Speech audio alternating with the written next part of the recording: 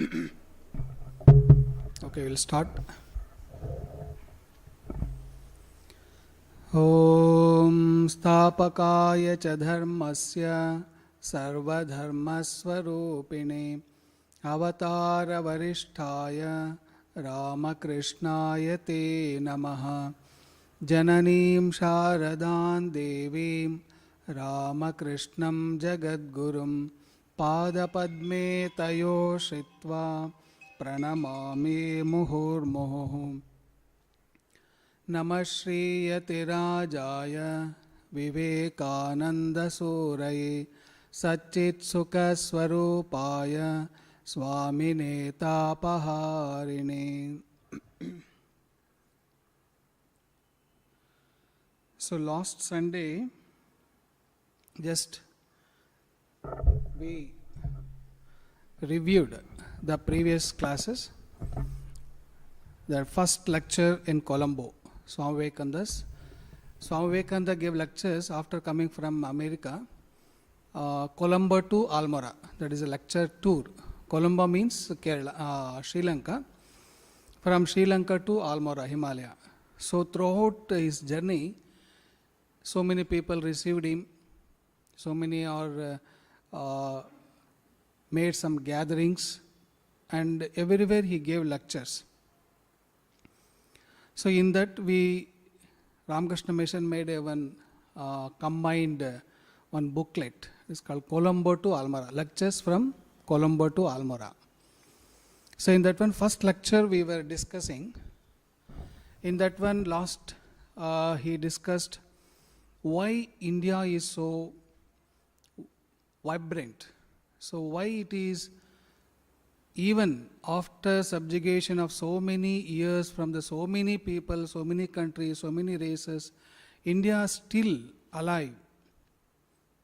If you take any examples, Mughals came, and where are Mughals now?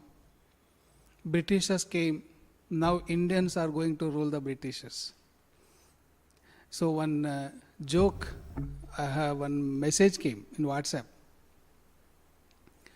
Britishers are very clever. Why? When India is richest country, they came and ruled the India. When Britain is going down economically, they left Indians to rule their country. So at least they will revive. So what it may be, but Swamiji, he was seeing India is, what is the backbone of India. So today he clears that. So I will read out.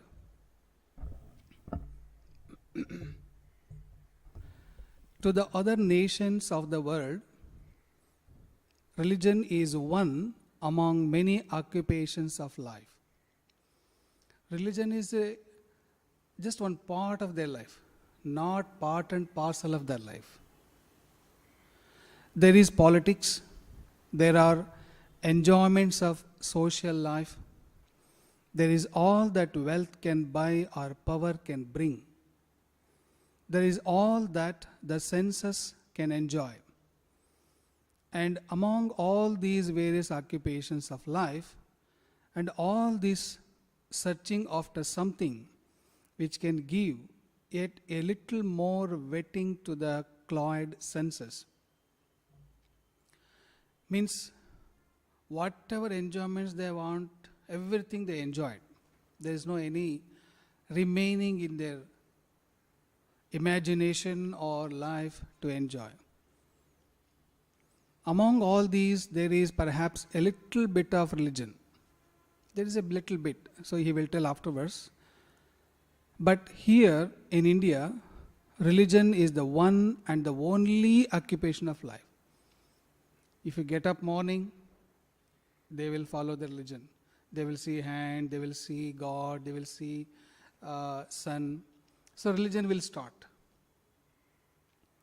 Before taking a birth, Hindus, they will start religion, where they will pray to Divine Mother that so good and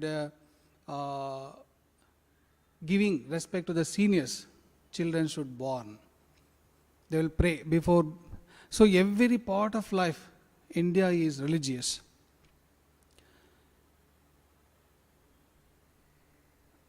Religion is the one and the only occupation of life. How many of you know that there has been a Sino-Japanese war? He is telling this in 1998, I think, when he came back from America. So that time, Japan and China had a war before Second World War. They got independence afterwards.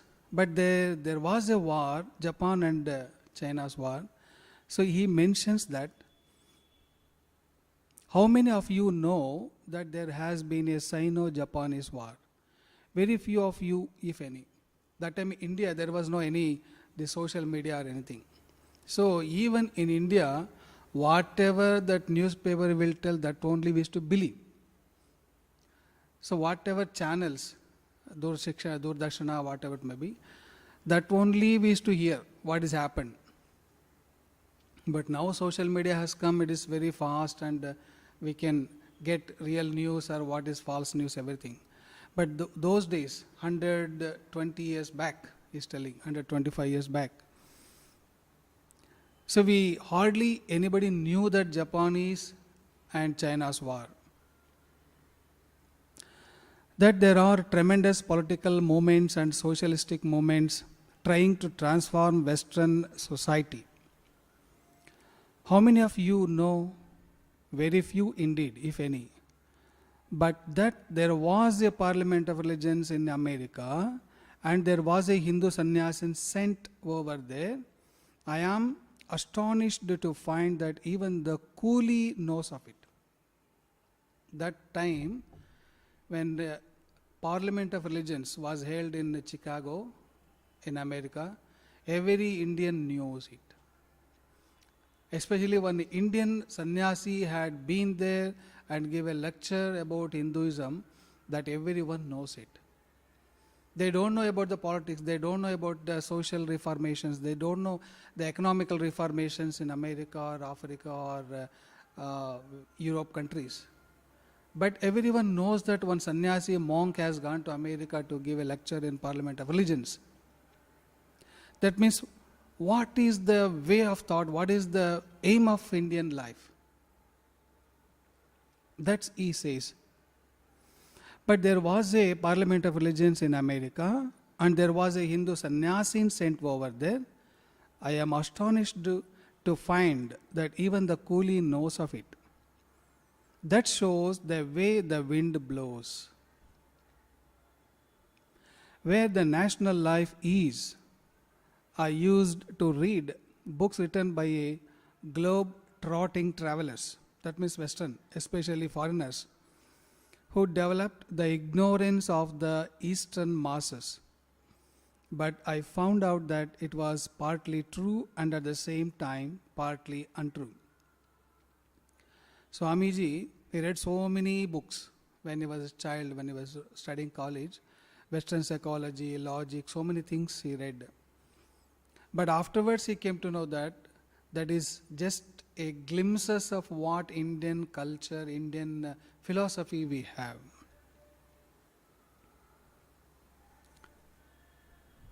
If you ask a plough man in England, if you ask a farmer, or America, or France, or Germany, to what party he belongs.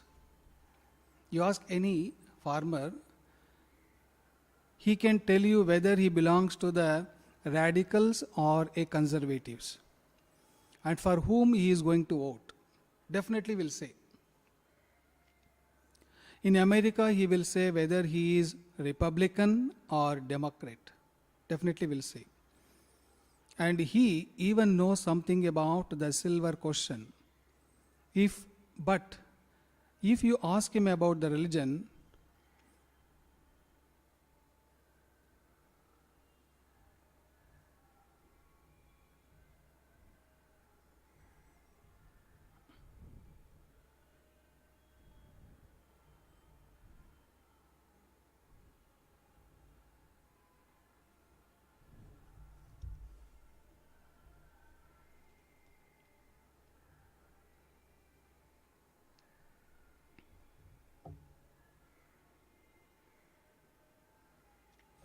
he will tell you that, if you ask about religion, he will tell you that he goes to church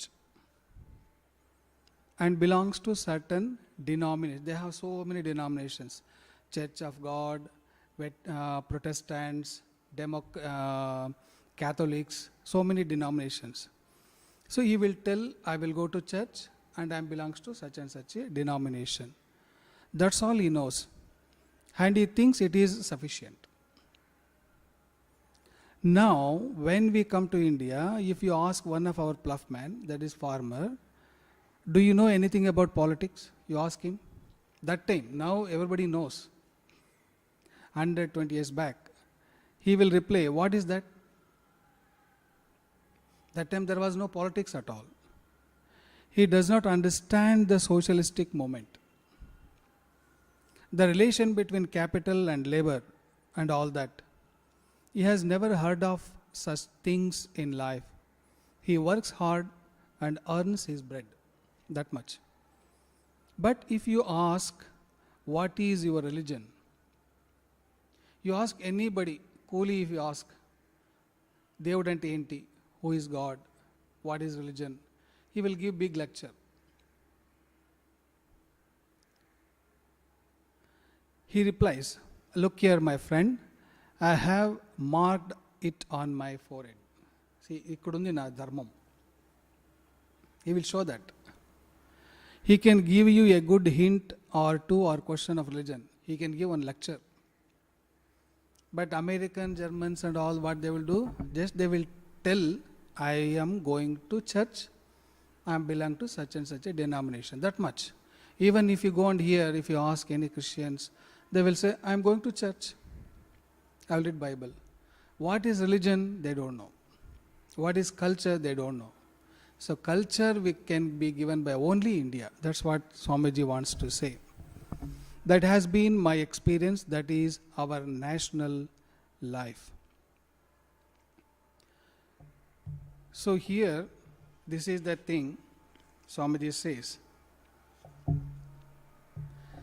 దాన్నే తెలుగులో చదివేస్తాను. So everybody can understand, those who are online.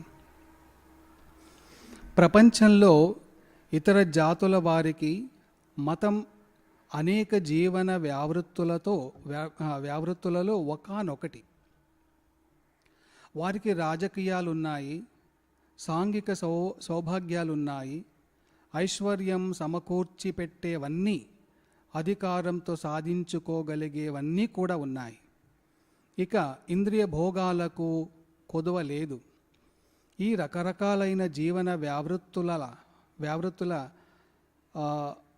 వ్యావృత్తులతోచే పరవశించిన మత్తెక్కిన తమ ఇంద్రియాలకు మరికొంత ఉద్రేకం కలిగించేదన్ ఏదైనా ఉందా అనే దేవులాటల మధ్య బహుశా మతం అనేది కూడా ఒక స్వల్పాంశమైన ఉండొచ్చు, ఒక అంశం అంతే. కానీ ఇక్కడ హిందూ దేశంలోనూ మతం విశిష్టమైన ఏకైక పురుషార్థమై ఒప్పుతుంది. చైనా జపాన్ యుద్ధం జరిగిందని మీలో ఎంతమందికి తెలుసు? తెలిసిన వాళ్ళున్నా ఏ కొద్దిమంది ఉంటారు. పాశ్చాత్య ఖండాల్లో సంఘాన్ని మార్చాలని చూచే భయంకర రాజకీయ ప్రచారాలు, సాంఘికోద్యమాలు చాలా ఉన్నాయి. అవి మీలో ఎంతమందికి తెలుసు? చాలా తక్కువ మందికే తెలిసి ఉంటుంది. అయినా అమెరికాలో సర్వమత మహాసభ ఒకటి జరిగిందని, అక్కడికి ఒక హిందూ సన్యాసి పంపారని, ఇక్కడి కూలి వానికి సైతం తెలిసిపోవడం చూచి నేను ఆశ్చర్యపడ్డాను. మన సహజ వాసనలు ఎలా నడుస్తాయో, మన జాతీయ జీవనగతి ఎలా ఉందో ఇందువల్ల గుర్తింపవచ్చు.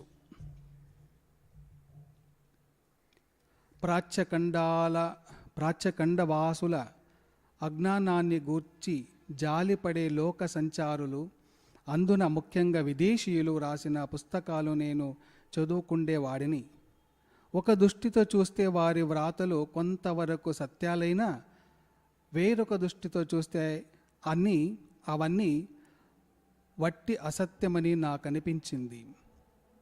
ఇంగ్లాండులోని, అమెరికాలో కానీ, ఫ్రాన్స్లో కానీ, జర్మనీలో కానీ మామూలు రైతును పిలిచి నీది ఏ పార్టీ అని అడిగిన వెంటనే తనది రాడికల్ పార్టీ అనో లేక కన్జర్వేటివ్ పార్టీ అనో చెప్పి తాను ఆ పార్టీ వారికే ఓటు వేస్తానని చెబుతాడు. అమెరికాలోని రైతు తాను రిపబ్లిక్ పార్టీ, డెమోక్రటిక్ పార్టీలలో దేనికి చెందింది చెబుతాడు. వ్యాపార సమస్యలు మొదలైన వానిని గూర్చి కూడా కొంత వివరించి చెప్పగలుగుతాడు. కానీ వాని మతమేదో అడిగి చూడండి, తాను చర్చికి పోతానని, ఏదో సంప్రదాయానికి చెందినవాడినని మాత్రం చెబుతాడు. వానికి తెలిసిందంతా అంతే, అంతే చాలు అని అతడు అనుకుంటాడు.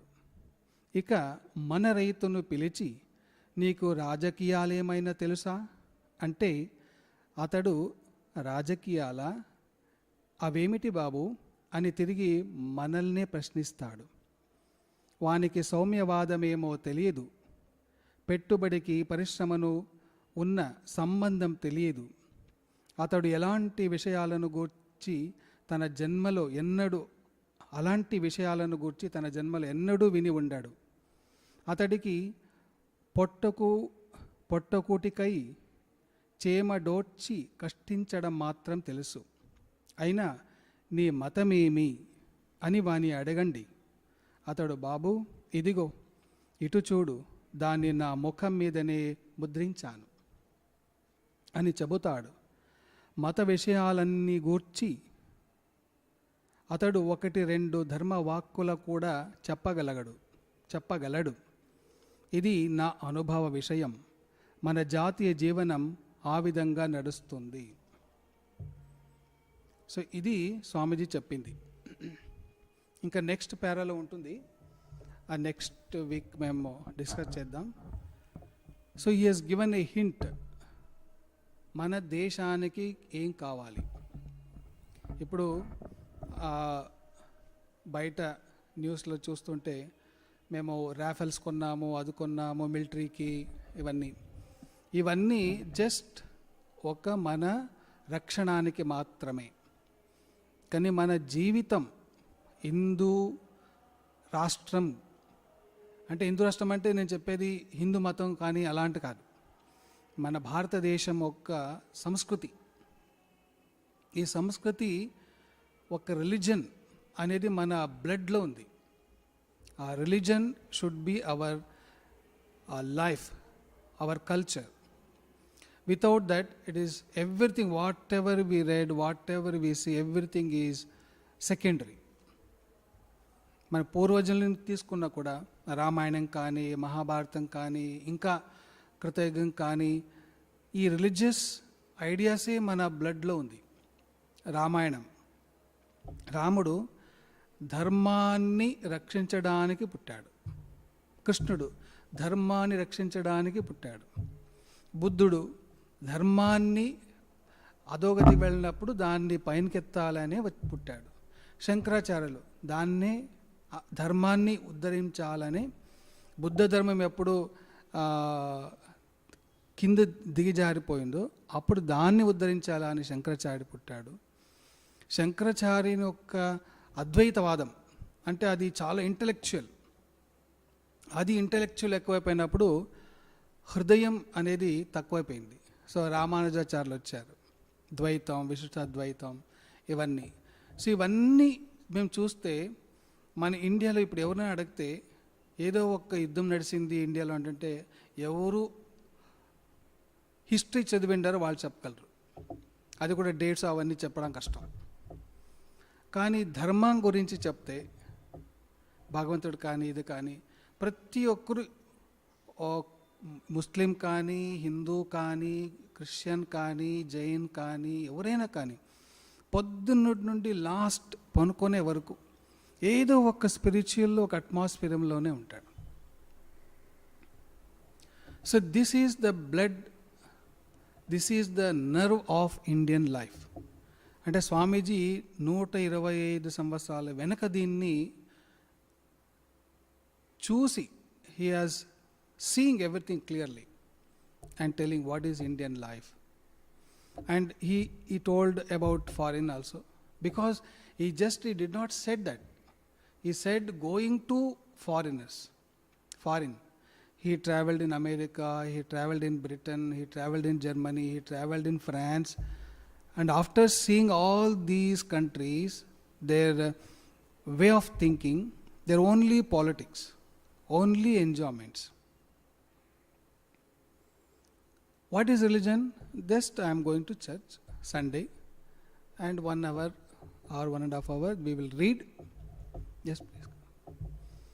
We will read Bible and we will hear. That is religion. See, these are the two parallel things. If you take, for example, history, India, Aurangzeb in Delhi, he killed so many people for conversion. It is history, it is there. And he demolished so many temples in North India and Middle India. And his domination was in Delhi and Agra there. But even now if you see, Hindu religion is dominating there. Even the Muslims, they are following some traditions of Hinduism. When I was in Rajahmundry, there was Pushkaram was there first.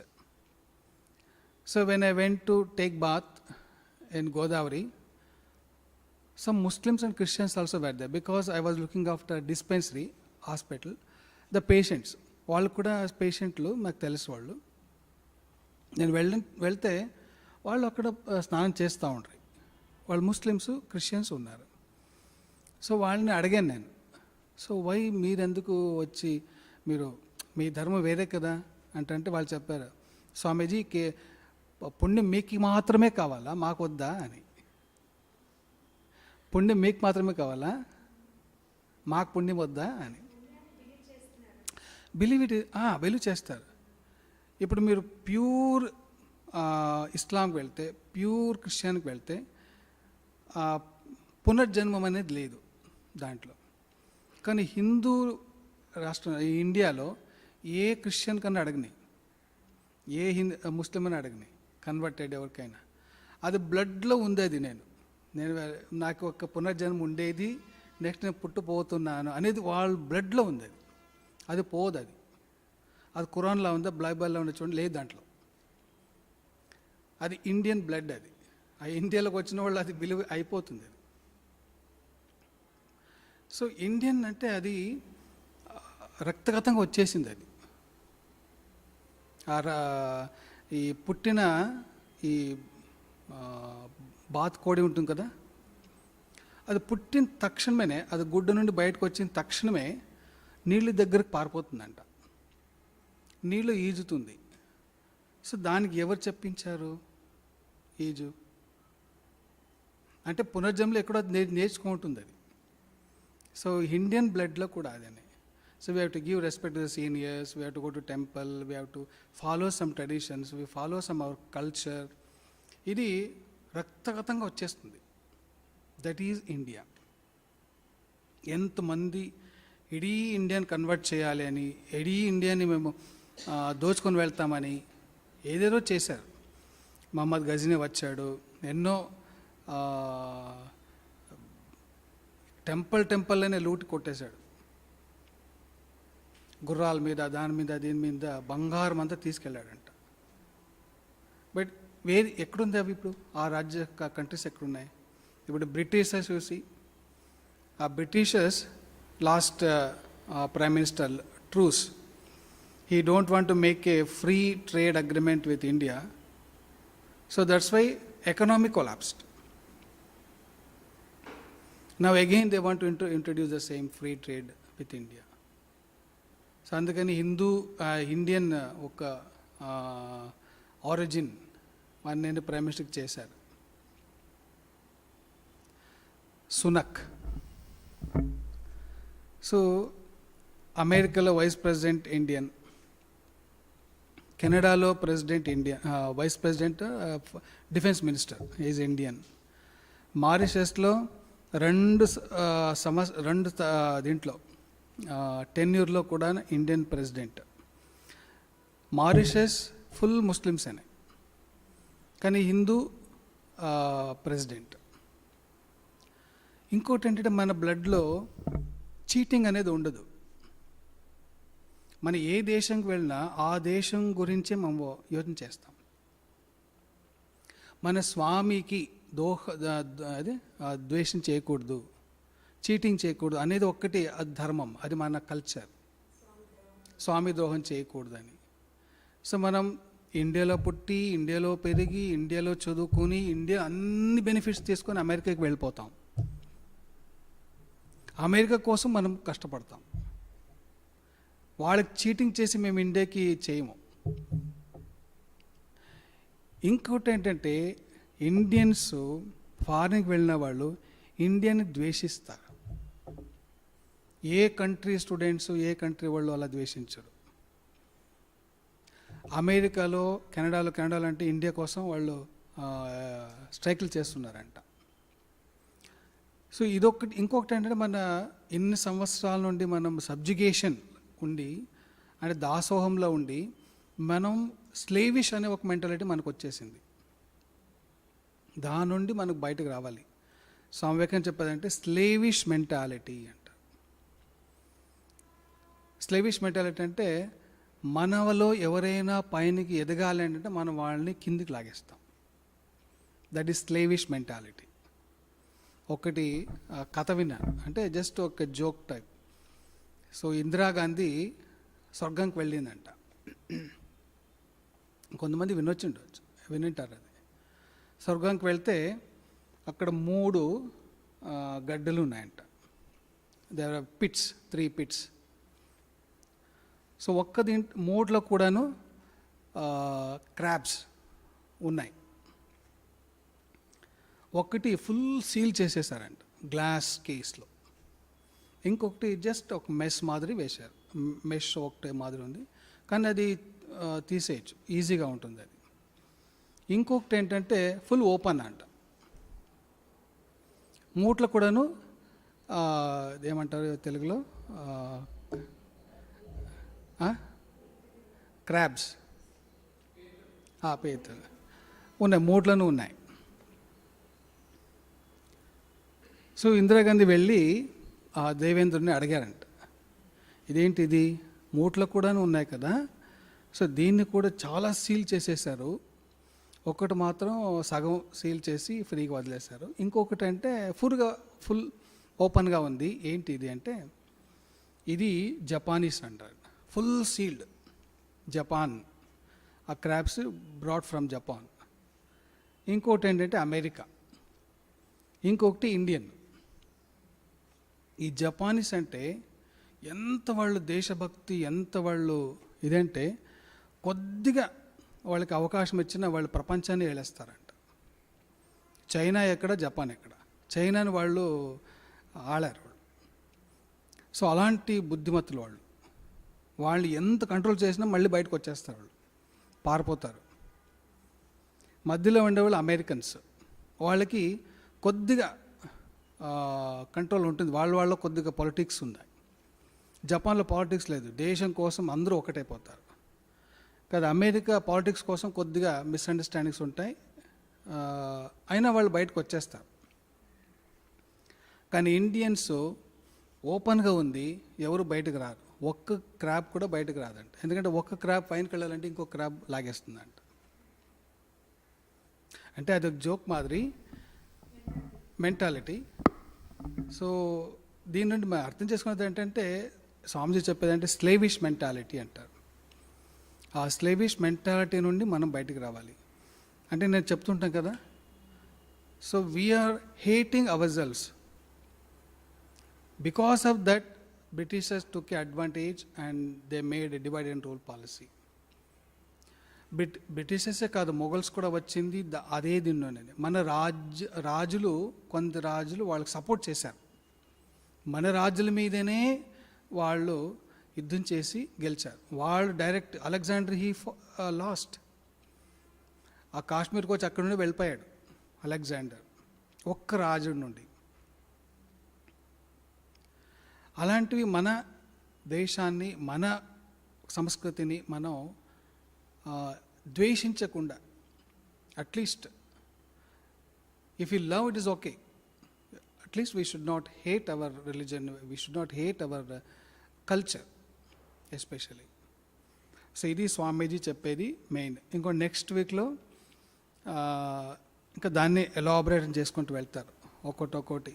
And first he has given how the big great countries have come up, on what basis they have come up, by military, by slaughtering, by killing, by blood of others they have come up. But India never went against any country. He did not fought on any other countries, only defended. Pakistan మీద మేము యుద్ధం చేసిందంటే మనం defend చేసుకోవడం, కానీ వాళ్ళు ప్లేస్ని మనం ఆక్యుపై చేసుకోవడం కాదు. అలా అయితే లాల్ బహదూర్ శాస్త్రి యుద్ధం చేసినప్పుడు లాహోర్ వరకు మన మిలిటరీ వెళ్ళిపోయిందంట. We occupied everything, 50% of Pakistan. We would have claimed, if China would have been there would have claim. China అంటే అది చెప్పేసేవారు, కానీ మనం వాపస్ ఇచ్చేసాం. అయినా వాళ్ళు కాశ్మీర్ కోసం ఇంత గొడవ పెడుతున్నారు, కానీ వాళ్ళకి దక్కలేదు. Some power. సో అంటే 1972 వార్ మీరు ఇది వింటే, ఇది బంగ్లాదేశ్ వార్లో, no country in the world supported except Russia. Not only supported, they supported Pakistan. America tanks అన్ని పంపించారు పాకిస్తాన్కి. మా దగ్గర అంత సఫిస్టికేటెడ్ ట్యాంక్స్ ఉండేవి కాదు.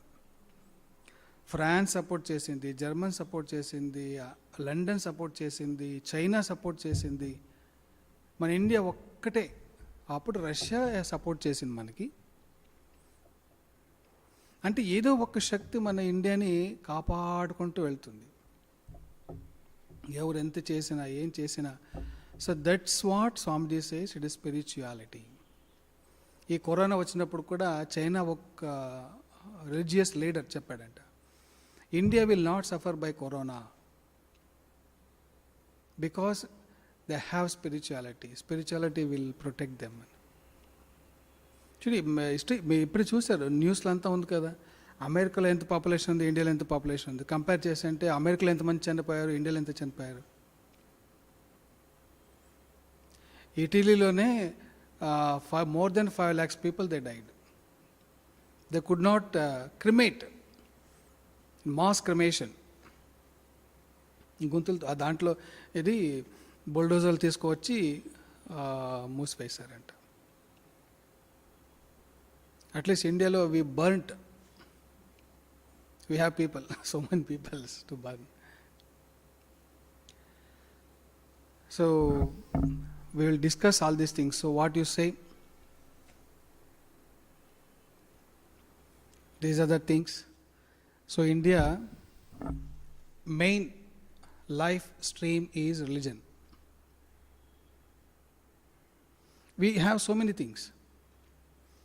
We have politics, we have economy and everything, military, that is secondary. But foreigners, they have, the main thing is politics, military. So what you people think?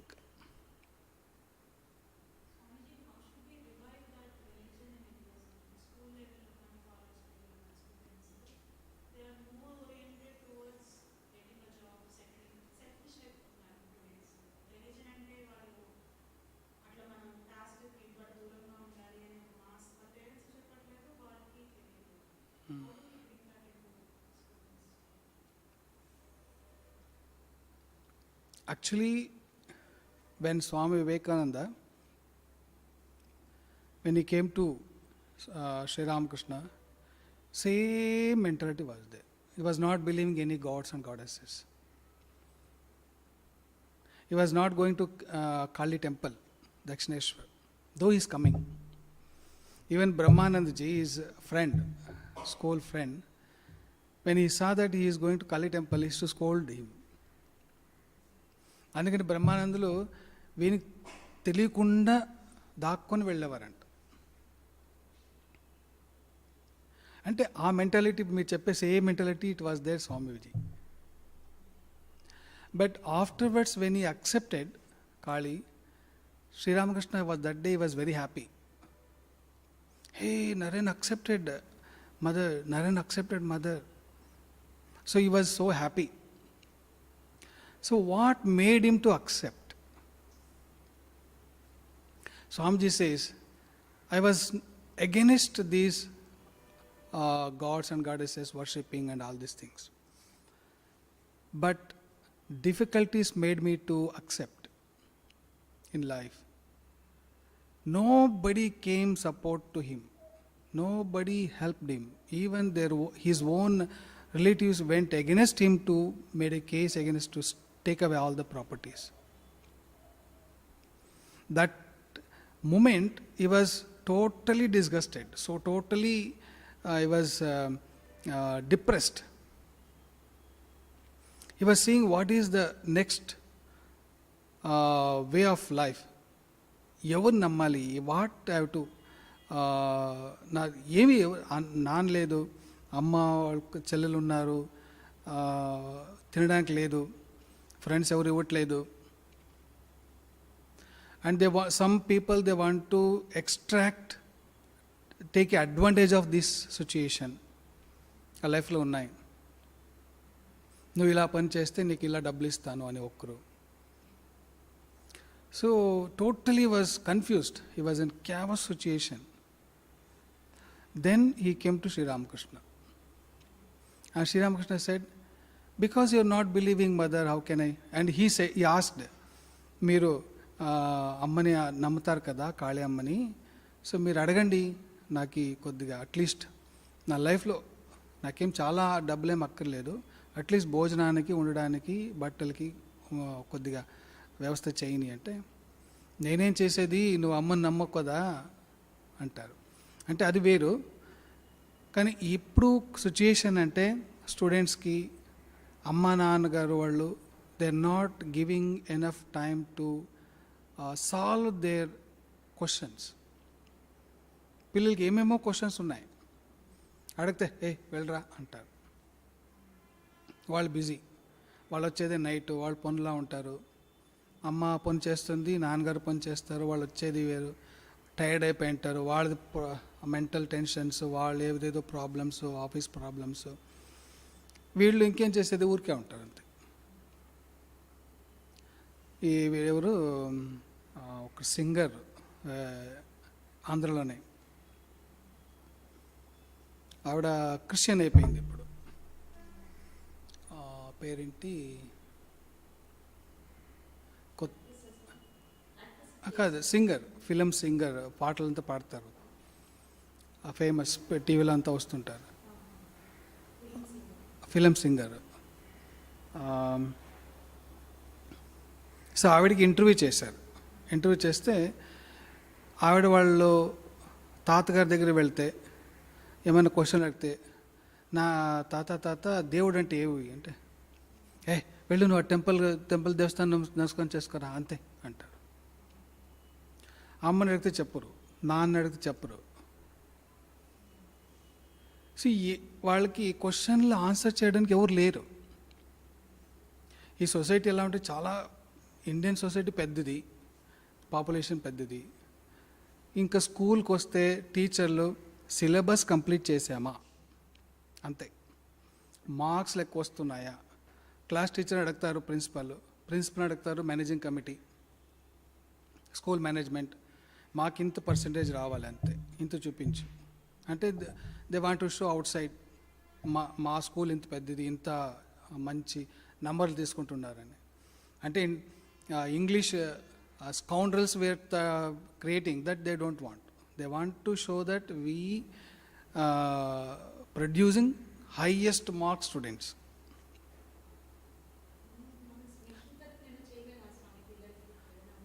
అంటే ఇప్పుడు చేస్తున్నాం, స్కూల్కి బాలక సంఘ అవన్నీ చేస్తున్నాం.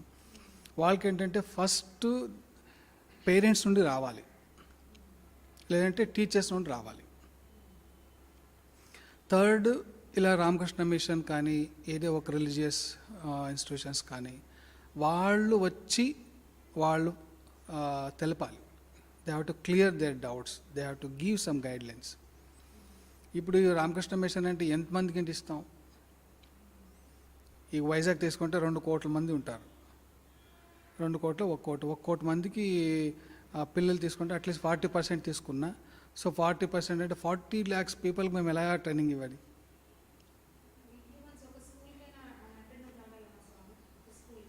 వెళ్ళాలి. ఈ రిలీజియస్ కానీ ఇవంతా వెళ్ళి వాళ్ళకి అట్లీస్ట్ మనకి కల్చర్, మన ఇండియన్ కల్చర్ అంటే ఏంటి అది మనం వాళ్ళకి ఇవ్వాలి. లేదంటే అది వెస్టర్న్ ఒక ఇమిటేషన్, అది చాలా అయిపోయింది. వెస్టర్న్ దీంట్లో ఒకటి ಯಾವುದೋ వీడియో చూశాను. పల్లెటూరు నుండి స్టూడెంట్స్ వస్తారు పట్టణాల్లో చదవడానికి. వచ్చినప్పుడు సింపుల్ డ్రెస్లో వస్తారు. వితిన్ 2-3 months వాళ్ళ డ్రెస్ మారిపోతుంది, వాళ్ళ హెయిర్ స్టైల్ మారిపోతుంది, వాళ్ళ మూమెంట్స్ మారిపోతాయి, వాళ్ళు మాట్లాడే మాటలు మారిపోతాయి. They want to show that they are modern. అది మారిపోయి what modern I could not understand.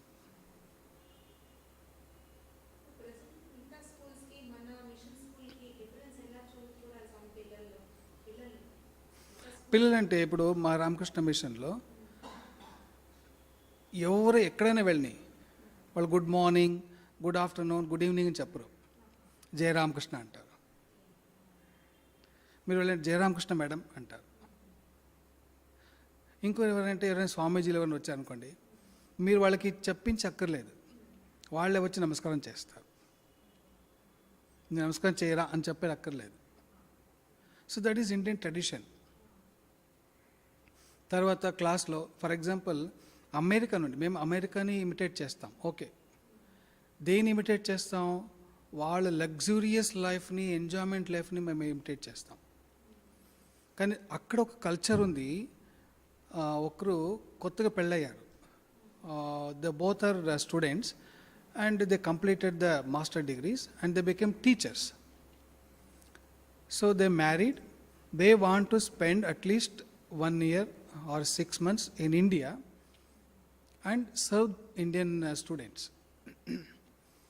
వాళ్ళంటే అక్కడ మా రామకృష్ణ మిషన్కి కాంటాక్ట్. సో వాళ్ళు నా దగ్గరికి వచ్చారు, నేను అలాంగ్లో ఉండి. సో అక్కడికి వచ్చారు, వాళ్ళిద్దరు నాతో పాటే ఉండ్రి, 6 months నా దగ్గర ఉండ్రి. సో వాళ్ళని అడిగాను నేను ఒకసారి, మీరు అమెరికన్స్ స్టూడెంట్స్ని కొట్టకూడదు, టచ్ చేయకూడదు, తిట్టకూడదు, ఇవన్నీ ఉన్నాయి కదా. ఇప్పుడు ఎవరైనా ఒక్క student is behaving violently, is not listening your words, ఇంకా అందరినీ డిస్టర్బ్ చేస్తున్నాడు, మీరేం చేస్తారు? లేదా మీరు కొడతారా, లేదా తిడతారా, లేదా వాళ్ళ పేరెంట్స్ని పిలుస్తారా? మేము చేసేది అలాగనే, మ్యాక్సిమం అంటే పేరెంట్స్ పిలుస్తామా, మీ అబ్బాయి ఇలా చేస్తున్నాడు, మీ అమ్మాయి ఇలా చేస్తుంది, మీకు టీసీ ఇచ్చేస్తాం, అది ఇది అంటాం. సో ఆవిడ చెప్పే, స్వామీజీ ఇఫ్ ఎవరైనా అలా చేస్తే ఎక్స్ట్రీమ్ అంటే ఇంక వాడిని కంట్రోల్ చేయడం కుదరదు అనే మూమెంట్లో, if I say you are hurting me, నువ్వు నాకు బాధ పెడుతున్నావు అంటే వాడు ఊరికే అయిపోతాడంట. ఇంకా పేరెంట్స్ పిలిచి అక్కర్లేదంట. యు ఆర్ హర్టింగ్ మీ అంటే వన్ సైకలాజికల్ ఎలా ఉందంటే, I should not hurt anyone. Why we Indians could not imitate that culture? దాని ఎందుకు మేము ఇమిటేట్ చేయము? డ్రెస్ని ఇమిటేట్ చేస్తాం, ఫ్రీ సొసైటీని ఇమిటేట్ చేస్తాం. అలాంటి ఫ్రీ సొసైటీలోనే వేరే వాళ్ళని హింసించకూడదు అని ఒక కల్చర్ మనం ఎందుకు ఇమిటేట్ చేయకూడదు? ఆ రోజు నాకు చాలా ఆశ్చర్యమైంది, అమెరికాలో ఇలా ఉందా అనేసి. Your hurting means that child got that culture from their parents. Even husband, that means mother or father, they will see that what their relation, what their behave. If wife says, don't hurt me, if he say husband will keep quiet. He will say sorry. And if wife, she give any problem to husband says, don't torture me, don't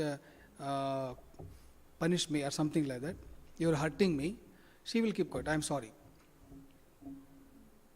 even హాస్పిటల్స్లో మన స్వామీజీ ఒకరు join అయ్యారు హాస్పిటల్లో.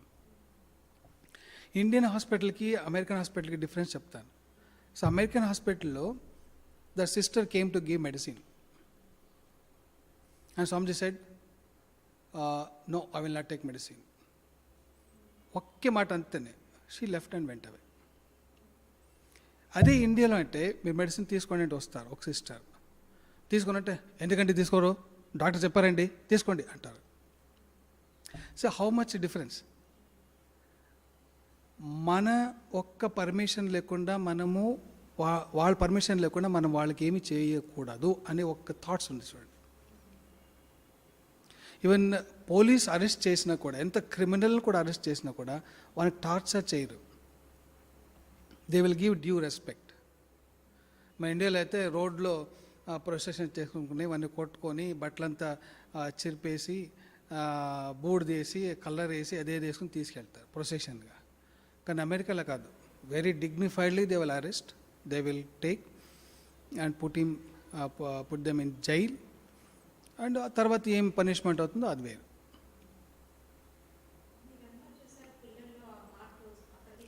అది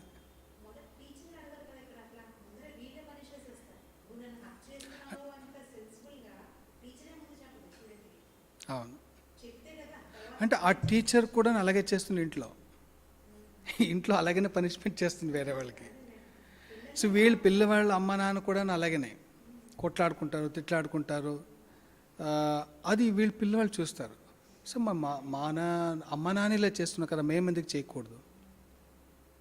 నేను అలాంగ్లో ఉండి, అలాంగ్లో అంటే tribals, total tribals అక్కడ అరుణాచల్ ప్రదేశ్. వాళ్ళకి ఎవరైనా అబ్బాయిని కానీ అమ్మాయిని you are good girl, you are good boy అంటే దే విల్ బి డిసప్పాయింటెడ్. నన్ను స్వామీజీ మంచి అమ్మాయిని చెప్పేసరి, మంచి అబ్బాయిని చెప్పేసరి, అది ఇట్ ఈస్ రాంగ్ అని. అదేని మీరు వీడు గూండారా అంటే స్వామీజీ దట్ మీన్స్ సంథింగ్ ఐఎమ్ చేతి కానివాడు, గుడ్ ఫర్ నథింగ్ అని. See, you disturbing all the class means, yes, I am disturbing class. ఇప్పుడు టీచర్ వచ్చి ఏ యు ఆర్ హర్టింగ్ మీ అంటే, నువ్వు నాకు బాధపడుతున్నావు అంటే వాడు అందరినీ చూస్తావా ఇలా నేను బాధ పెడుతున్నాను టీచర్కి అంటే మనకి అది ఖుషి అని మాత్రం. I'm hurting somebody else. So అంటే కంపేర్ సైకాలజికల్, మీరు వెరీ సెన్సిటివ్ ఇది. మీరు అబ్జర్వ్ చేయండి పిల్లల్ని, మీరు స్కూల్కి వెళ్ళినప్పుడు కానీ మీరు అబ్బాయిని.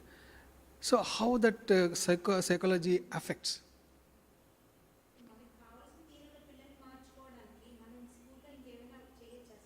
అది మనం ఇవ్వాలి, ఆ కల్చర్ మనకి ఇవ్వాలి. ఇప్పుడు మనం అంటే దాన్ని అక్సెప్ట్ చేసేసాం, దాన్ని స్కూల్ కూడా ఇవ్వాలి, సొసైటీ కూడా ఇవ్వాలి, వాళ్ళ అమ్మ నాన్న కూడా ఇవ్వాలి. ఫస్ట్ అమ్మ నాన్న నుండి స్టార్ట్ కావాలి.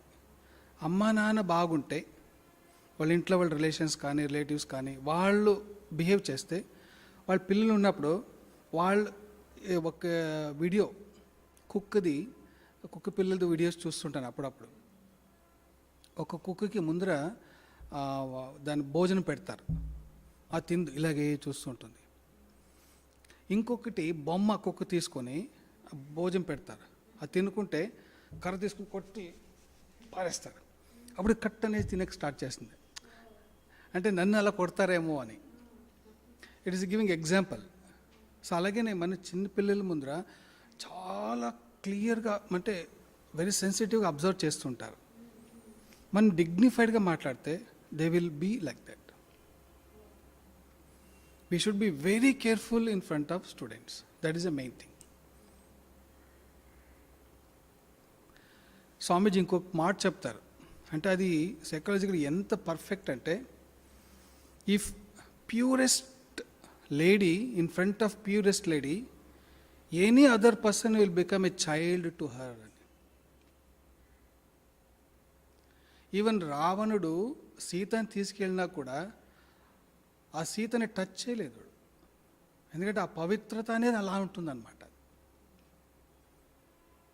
ఆ టచ్ చేసేవాడు భస్మం అయిపోతాడు అనే ఒక భయం వేరు, కానీ ఆ మనసు రాదు వానికి. వాడు సీత దగ్గరికి వేరే వేరే వేషాల్లో వెళ్ళేవాడంట.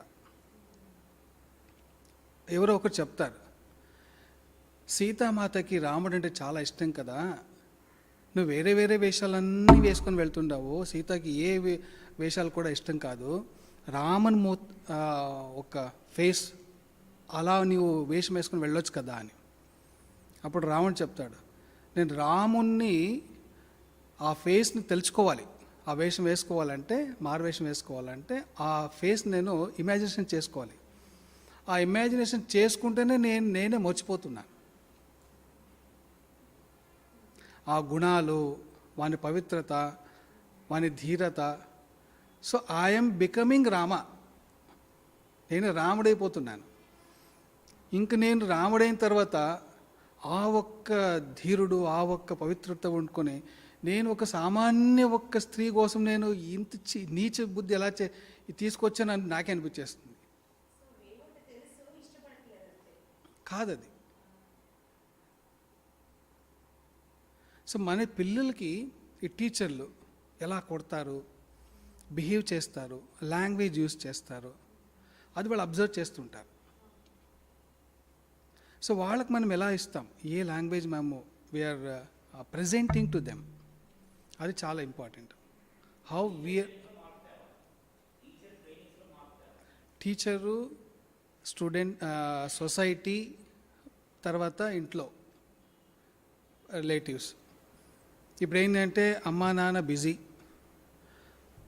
టీచర్లు సిలబస్ కంప్లీట్ చేశారా, మళ్ళీ పిల్లలు తప్పు చేసినా తప్పు చేయకుండా ఎవరు తిట్టరు, అలా సిచ్యుయేషన్ వచ్చేసింది. రైట్ టు ఎడ్యుకేషన్ యాక్ట్లో అవన్నీ ఈరోజు వచ్చేసాయి. కానీ ఇండియాలో వేరు. Actually Indian culture is different. We should not follow the rules and regulations of the foreign. అదే ఫారిన్లో ఇప్పుడు అలా చేస్తున్నా కదా, యూ హర్టింగ్ మీ అంటే వాళ్ళు ఊరికే అయిపోతారంట. So why our Indian students are అలా చేయట్లేదు? మొదలు ఉండేది. ఈవెన్ మనుస్మృతిలో చూస్తే, మనుస్మృతిలో children should not sit in front of their seniors. అమ్మ నాన్న నిల్చుకున్నప్పుడు వీళ్ళు బిడ్డలు కూర్చోకూడదంట. That is one rule. But now parents are not sitting in front of the students, in front of their childrens. పిల్లలు కూర్చుంటే పెద్దవాళ్ళు నిల్చుకుంటారు. అలా అంటే ట్రెండ్ ఎలా చేంజ్ అవుతుంది అనమాట.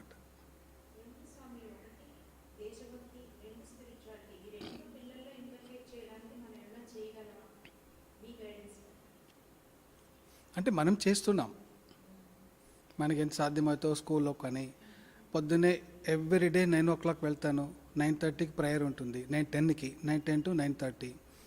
అప్పుడు అట్లీస్ట్ 5 minutes నేను మాట్లాడతాను. సో ప్రతిరోజు only 5 minutes on good thoughts.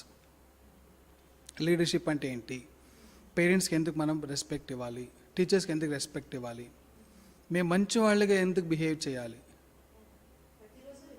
ప్రతిరోజు 5 minutes ఆ ప్రేయర్లోనే ఉంటుంది.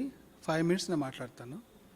సో ప్రతి ఒక్క రోజు అట్లీస్ట్, అంటే అన్ని థాట్స్ ఒకేసారి ఇచ్చేసంటే వాళ్ళు ధరించలేరు. So every day we have to give some thoughts. వస్తుంది.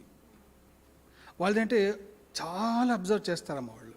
ఇప్పుడు స్టూడెంట్స్ అంటే మనం చిన్నప్పుడు అయినా కూడా మేము అబ్జర్వ్ చేసేవాళ్ళం, మాకు తెలియకుండా వచ్చేస్తుంది. దట్ ఈజ్ క్లాస్ 8, 9, 10 ఈ 3 సంవత్సరాలు.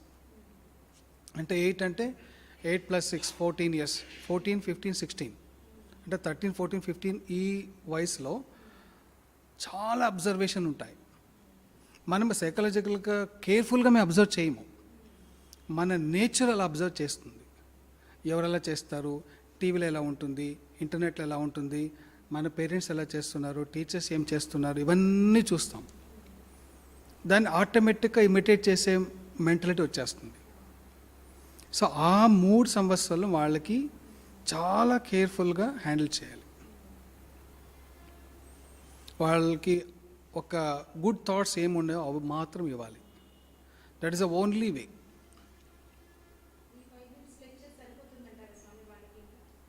థాట్స్ ఇచ్చేస్తాం, వాళ్ళు థింక్ చేస్తారు. ఇప్పుడు వాళ్ళు అక్సెప్ట్ చేయరు, కానీ it will enter inside. So one day they will think of, yes Swamiji told me like this.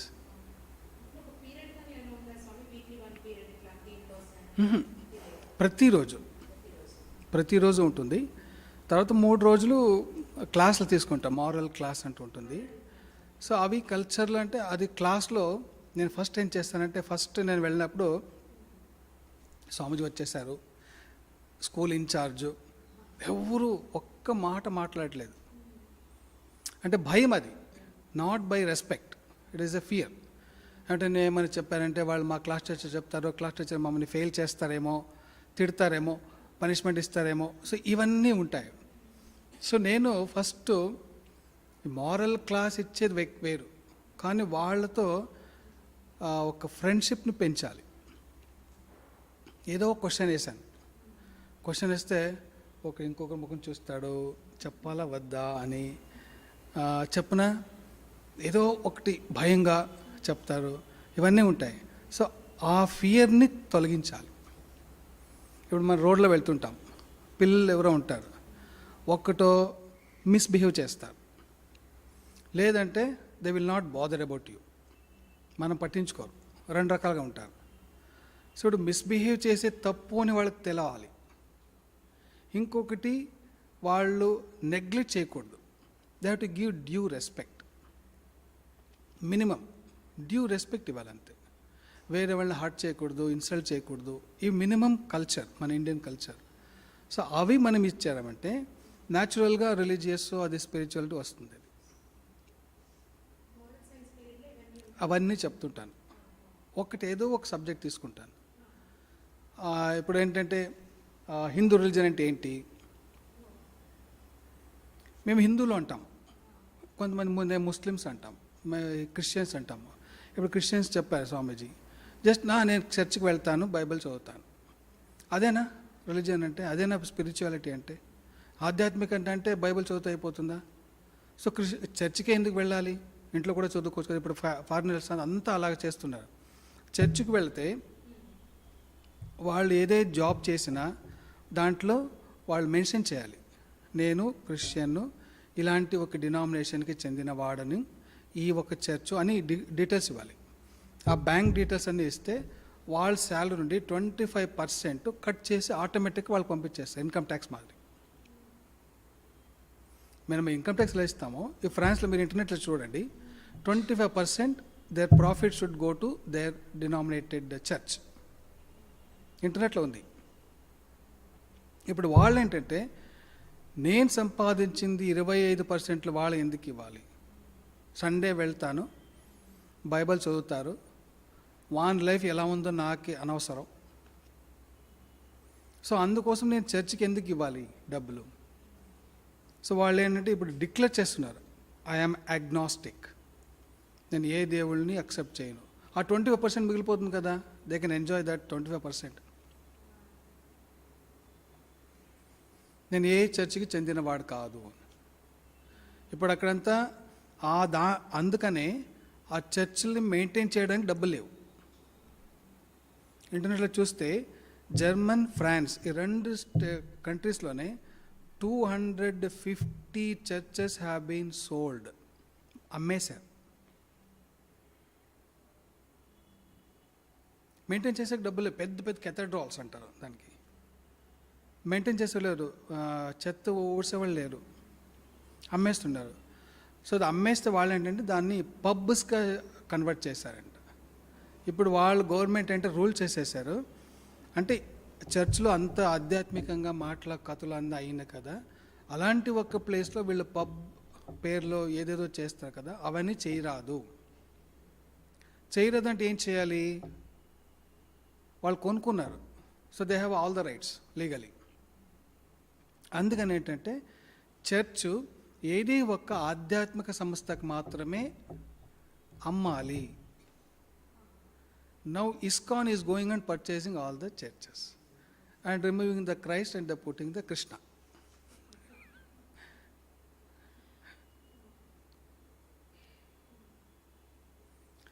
They are not telling any Hindu or anything, any religion, what it may be, Muslim.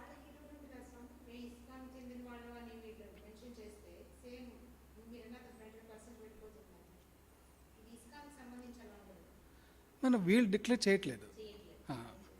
అంటే ISKCON అని చెప్పినా కూడా ఆ ఇస్కాన్కి వెళ్ళదు, అది Christian చర్చ్కి మాత్రమే.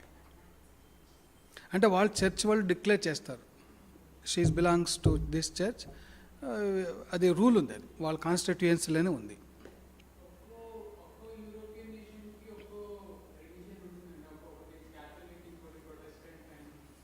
ఇప్పుడు అలా కాదు, ఇప్పుడు మిక్స్ అంతా ప్రొటెస్టాంట్స్, క్యాథోలిక్స్, ఇంకా చాలా డినామినేషన్స్ చాలా అయిపోయినాయి. Christ of the church, church of the Christ అంటారు, పేర్లు అంతే. ఇంకోటి అంటే సెయింట్స్ పేర్లలో చర్చ్లు కూడా వచ్చేసింది, saint John church, saint Peter church, ఆ డినామినేషన్లు వేరు. ఇప్పుడు సెయింట్ తెరేసా చర్చ్, అది వేరు. ఆ తెరేసాది ఏంటంటే almost Hindu, 50% Hindu 50% Christian mix చేసుకొని ట్రెడిషన్స్ అంతా హిందూ మాదిరినే చేస్తారు. సారీ వేసుకుంటారు, ఇండియన్ ట్రెడిషన్. ఇప్పుడు ఇండియాని చూసి ఉండొచ్చు, ముస్లిమ్స్ బట్ పెట్టుకుంటారు, మంగళసూత్రం వేసుకుంటారు. ఆ ముస్లిమ్స్ ఇప్పుడు అరబ్ కంట్రీస్ వెంటే అది లేదు, అది. బట్ ఇండియన్లో ఉంటే అది Indian tradition, that culture it has, అంటే వాళ్ళ లైఫ్లో వచ్చేసింది అనమాట. సో 5. ఓం శాంతి శాంతి శాంతి. హరి ఓం తత్సత్. శ్రీరామకృష్ణార్పణమస్తు.